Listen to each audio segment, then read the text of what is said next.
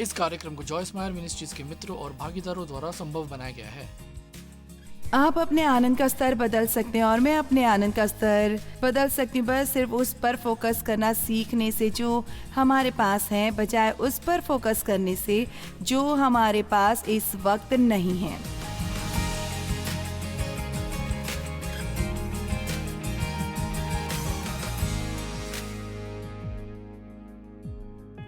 आज मैं बात करने वाली हूँ वास्तविकताहीन अपेक्षाओं द्वारा उत्पन्न निराशा के बारे में। मैं चाहती हूँ कि आप सोचें कि इसका क्या मतलब है, क्योंकि मैं हर समय सबको ये बताती रहती हूँ कि आशा से भरे रहें। इसका मतलब यह है कि आप ये अपेक्षा करें कि परमेश्वर आपके जीवन में कुछ महान करने वाले हैं।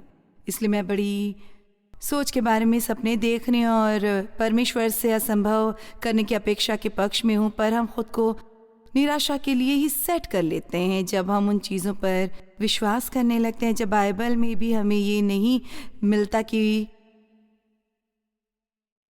वे वास्तविक हैं।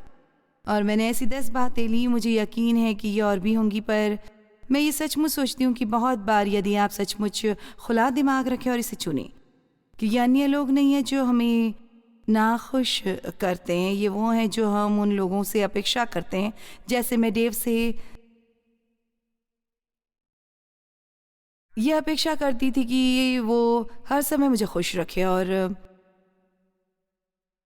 उसके कई सालों के बाद परमेश्वर ने कहा, क्या तुम डेव को अपने आनंद की जिम्मेदारी देना बंद करोगी? चलो भी, मेरे ख्याल से शायद यहाँ कोई ऐसा ही है। आप जानते हैं, आप नाराज है क्योंकि कोई जिसके साथ आपका रिश्ता है वो आपको खुश नहीं रख रहा, पर शायद आपको अपने खुद के आनंद के लिए खुद जिम्मेदारी लेने की ज़रूरत है। और परमेश्वर ने खुश होने की हमें खुद की बातों के लिए जिम्मेदारी लेनी पड़ती है। तो इसने डेव से एक बहुत बड़ा बोझ हटा दिया जब अंत में मैंने उस पर निर्भर करना छोड़ दिया। और कुछ लोग ये अपेक्षा करते हैं कि सारा समय दूसरे लोग उन्हें अच्छा महसूस कराते रहें, और आप जानते हैं इससे शायद कोई बिल्कुल थक ही जाए। मेरा मतलब, जब आप लगातार उन्हीं पर ही निर्भर रहें कि वह आपको आपका उत्साह बढ़ाने में मदद करें और इधर उधर दौड़ें, आपके लिए ये लाए वो लाए, और आप खुद के बारे में खुश महसूस करें, तो अब आपके साथ और रिश्ता रखना ही नहीं चाहेंगे। तो जब आप ये जानते हो कि आप मसीह में क्या हैं और आप स्वयं के बारे में अच्छा महसूस करते हैं, फिर आप वो काम किसी और पर नहीं लाद रहे, और ये रिश्तों को स्वस्थ और परिपूर्ण बनाता है। बस कुछ शुरुआती टिप्पणियां हैं। यहाँ हम पर्वत की चोटी पर जीवन नहीं जीते और उस हकीकत का सामना करना में तैयार करना असली जिंदगी का सामना करने के लिए। आप देखें, हालांकि मैं विश्वास करती हूँ बड़े बड़े सपने रखने का हमें असली जिंदगी के लिए भी तैयार होने की ज़रूरत है। कुछ ऐसे समय होते हैं जिनका हम तब आनंद लेते हैं जब वो जीवन के पर्वत शिखर पर होते हैं, पर जब ये बात जानते हैं कि हम अपना ज़्यादातर जीवन आम रोज़मर्रा की ज़िंदगी में जीते हैं।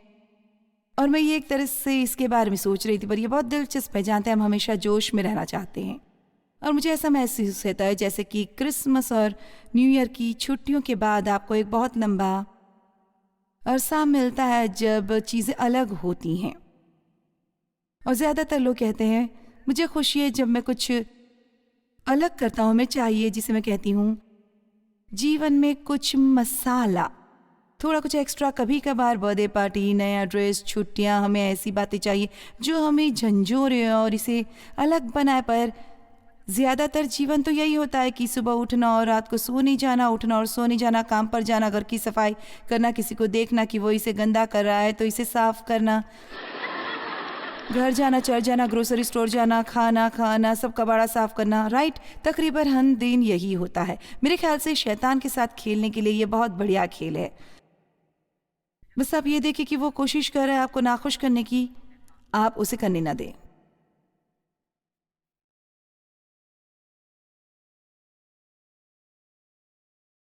क्योंकि सबसे ज्यादा यह है कि शत्रु ये नहीं चाहता कि हम खुश रहें। यदि संसार खुश मसीहों से भरा हो तो बहुत से लोग ऐसा बनाना चाहेंगे। आमीन।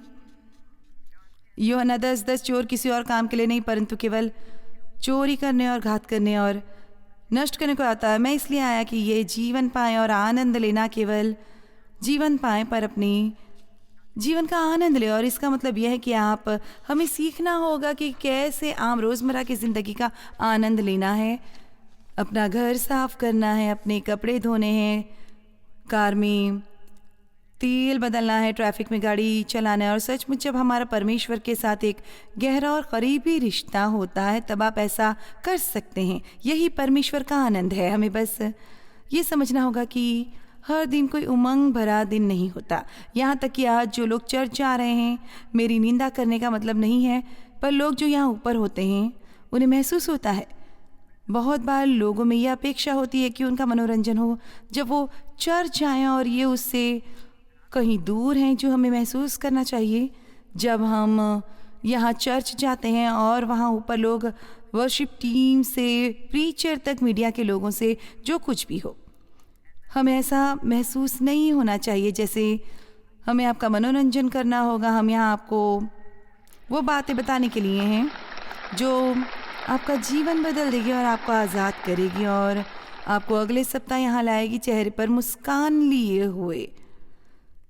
जो जीवन आपके पास है वो जीवन है, और इससे नफरत करने पर आपको कोई और जीवन नहीं मिल सकता।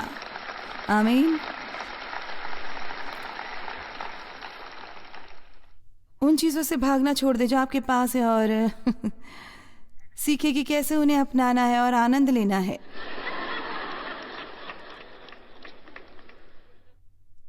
वही जहाँ कहीं आप इस वक्त हैं, संतुष्टि पर थोड़े से शास्त्र वचन पौलुस ने तीमुथियुस को लिखा और उसने कहा, पर संतोष सहित भक्ति बड़ी कमाई है, क्योंकि न हम जगत में कुछ लाए हैं और न कुछ ले जा सकते हैं। और हम अब उस शास्त्र वचन को पढ़ते हैं, पर मैं चाहती हूँ कि आप 1 मिनट के लिए इसे खोलें। आप जानते हैं, इस संसार में आए बिल्कुल नंगे और थोड़ी देर बाद आपको एक कंबल में लपेट दिया हो और आपको किसी किस्म का लिबास पहना दिया हो।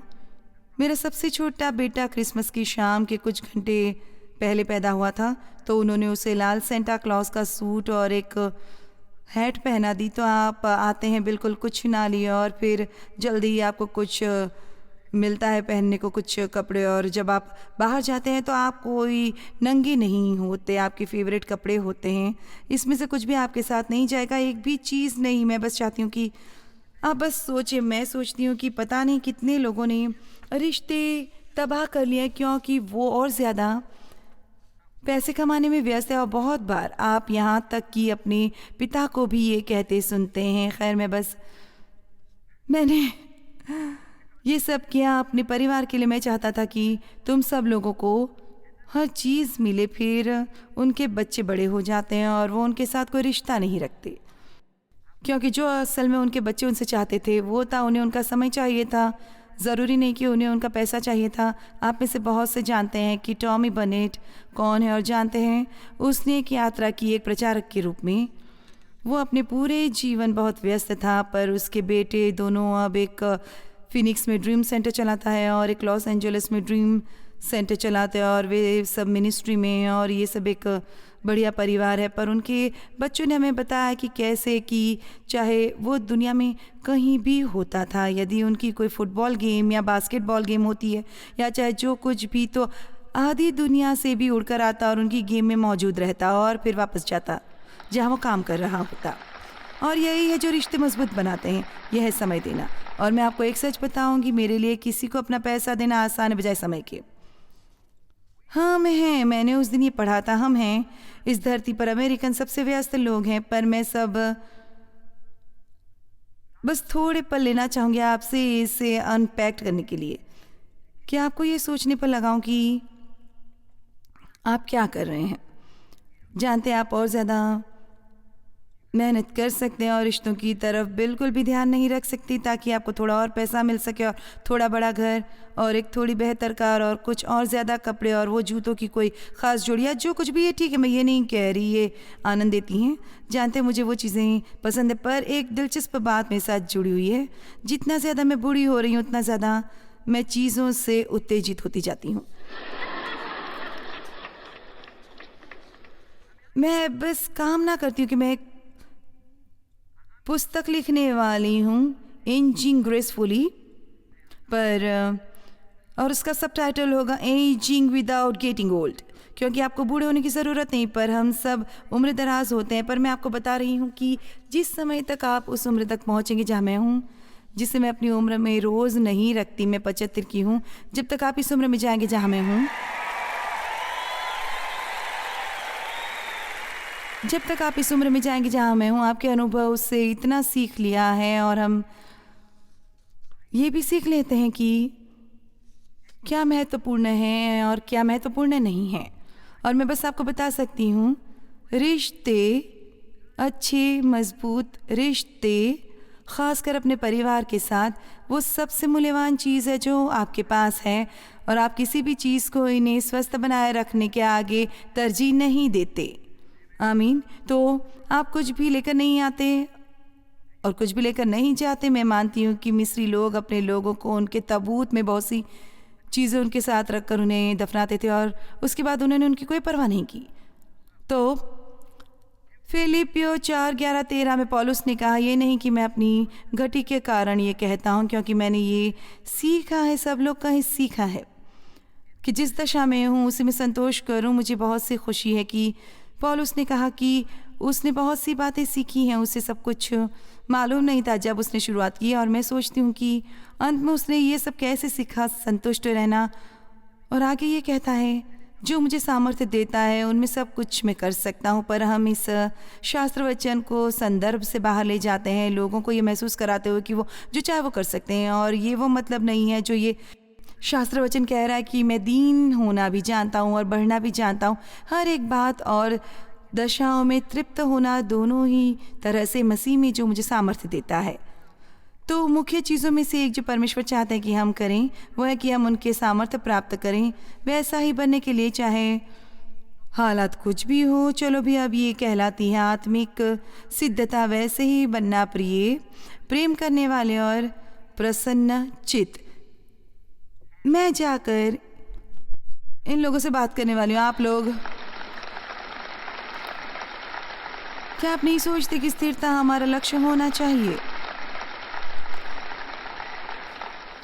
और जानते, पिछले सप्ताह मैंने एक परीक्षा दी और मैं इसमें पास नहीं हुई, पर हमारा यही लक्ष्य होना चाहिए। और सचमुच शैतान बस यही कर रहा है, वो इन बातों की परवाह नहीं कर रहा, वो बस आपको परेशान करना चाहता है, क्योंकि हम जब परेशान होते हैं तो हम कुछ ऐसी बातें करते हैं जो गलत होते हैं, और हमें कुछ गलत फैसले मिल जाते हैं, और बाद में हमें हताशा मिलती है। तो मैं आपको बुलाना चाहूँगी खेल खेलने के लिए जो मैं खेल रही हूँ, और बस देखिए कि कितनी बार आप शैतान को क्रोधित कर सकते हैं, बस स्थिर रहने के द्वारा, स्थिर रहने के द्वारा।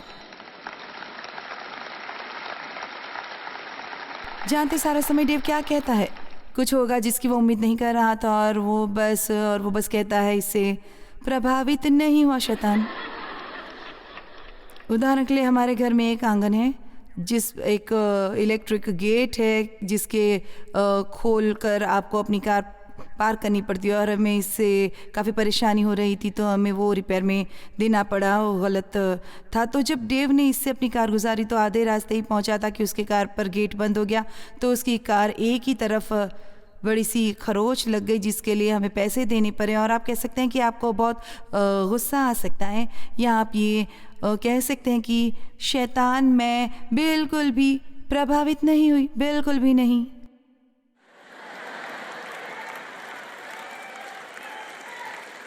क्योंकि आप जानते हैं क्या, यहाँ है इसका निचोड़, इसे ठीक करवाना पड़ेगा और इसकी कीमत देनी पड़ेगी। तो परेशान होना या गुस्सा करना आपके जीवन में कुछ भी नहीं बदलता, ये हमें बस दुखी करता है। तो यदि आप चाहते हैं आपका 2021 सचमुच अच्छा अद्भुत हो, तो चलो एक फैसला करें कि हमें परेशान होना बंद करना पड़ेगा इन सभी छोटी छोटी बातों के लिए जो हमारी मर्जी अनुसार नहीं होती, और थोड़ा बहुत वास्तविक बने, और ये जान लें कि जीवन परफेक्ट नहीं है, लोग परफेक्ट नहीं है, कोई चर्च परफेक्ट नहीं है, कोई नौकरी परफेक्ट नहीं है, कोई दोस्त परफेक्ट नहीं है, कोई भी जिससे आप शादीशुदा हो वो परफेक्ट नहीं होगा। इस समय जो आपके पास है आप उससे छुटकारा पा सकते हैं, पर अगले वाले से आपको और ज़्यादा समस्याएं हो सकती हैं। तो यदि आपके पास वो है जो थोड़ा बहुत ट्रेंड है, तो उसे ही रखो।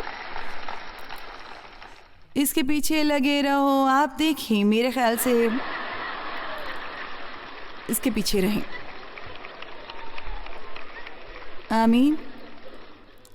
मेरे ख्याल से कहीं चलते चलते पौलुस ने अपना नज़रिया बदल लिया। उसने फैसला किया कि बातों पर थोड़ा अलग तरीक़ों से देखा जाए। तो जब इस तरह की बातें होती हैं तो कैसा हो कि आप इसकी तरफ कुछ इस तरह से देखें जैसे कि बस ये शैतान है जो मुझे परेशान करने की कोशिश कर रहा है।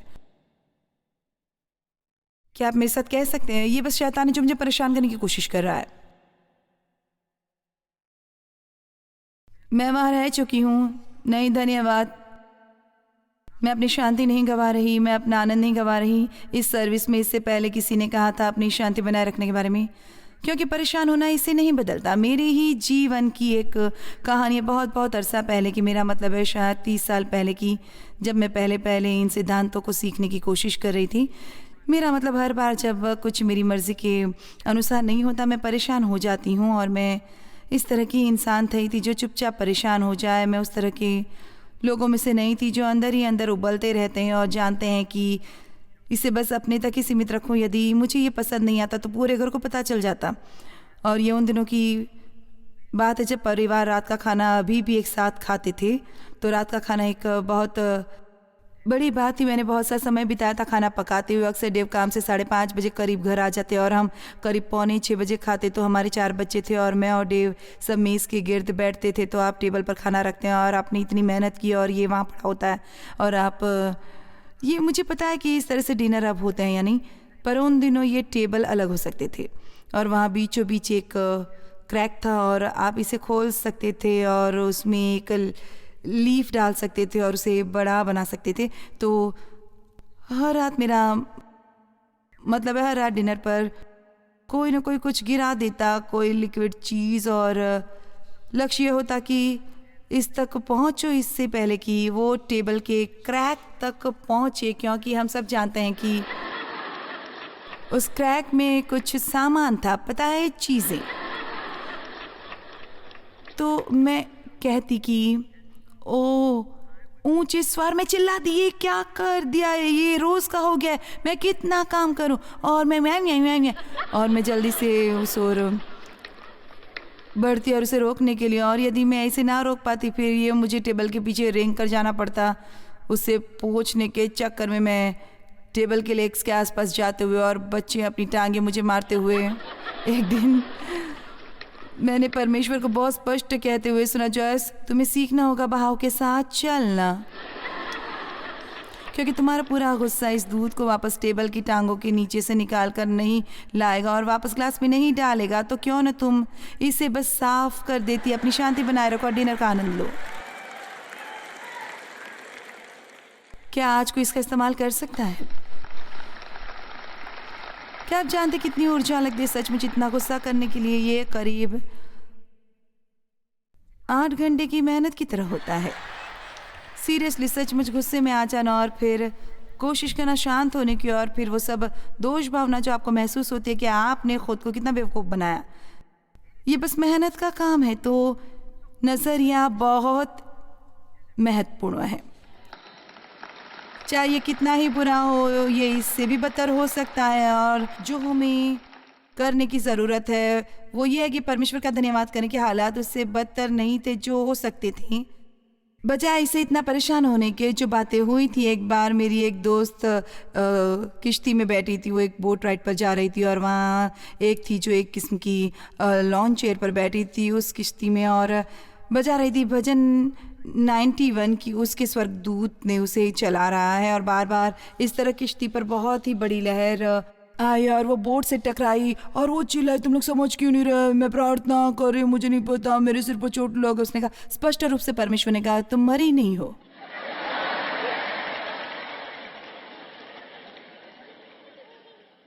आगे बढ़ो। आप में से कुछ घर जा सकते हैं, आप अपना जीवन बदल सकते, बस सिर्फ ये फैसला करके कि आप उस रंग ढंग को बदलें जिससे आप किसी चीज़ को देख रहे थे। आमीन। जानते ज़्यादातर लोग जिनका तलाक होता है उनका तलाक हो जाता है क्योंकि वो इस पर ज़्यादा फोकस्ड रहते हैं कि उनका जीवन साथी क्या गलत कर रहा है, कि वो उनके बारे में, उन बातों के बारे में भी नहीं जिनके बारे में वो उनसे प्यार करते थे, इसलिए वो उन्होंने उनसे शादी की थी। नहीं, आप चाहते कि मैं अलग तरह से समझाऊं?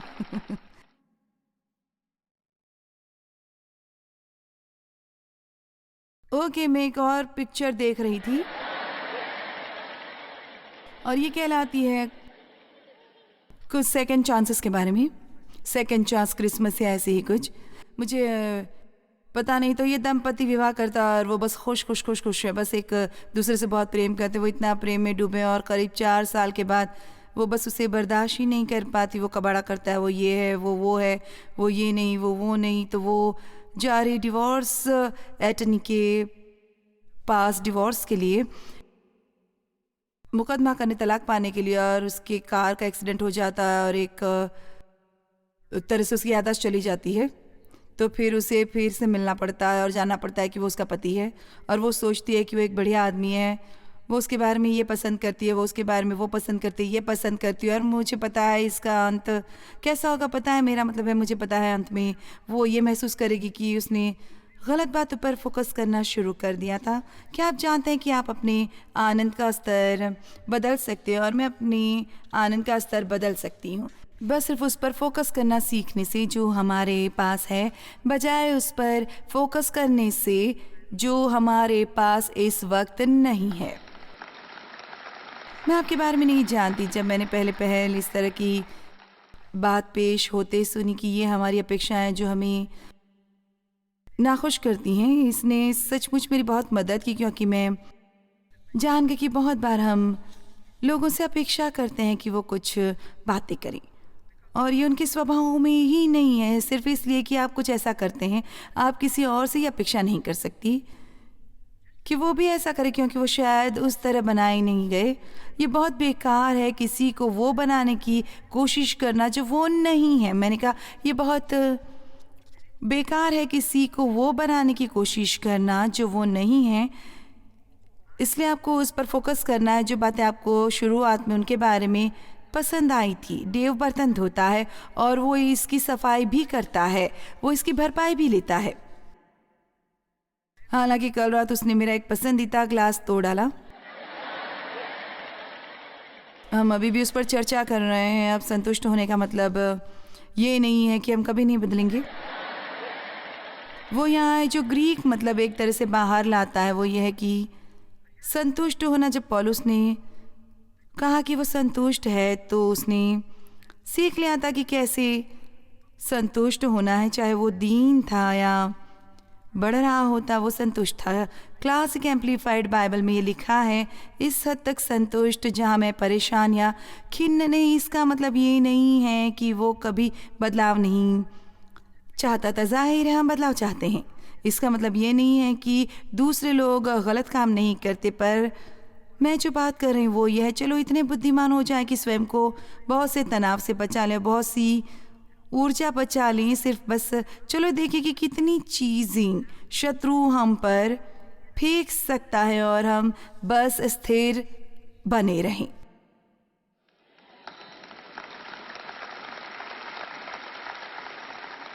मेरे ख्याल से ये सबसे मज़े का खेल होगा खेलने के लिए। बस अपनी पूरी कोशिश कर लो शैतान, हम खुश बने रहेंगे। जीवन हमेशा वैसा नहीं होता जैसा आप चाहते हैं कि वो हो, पर आप फिर भी आनंदित हो सकते हैं। आपको बस यही करना होगा कि उसके बारे में सोचना बंद कर दो जो आपके पास नहीं, और आशा करें जो आपके पास है मसीह में।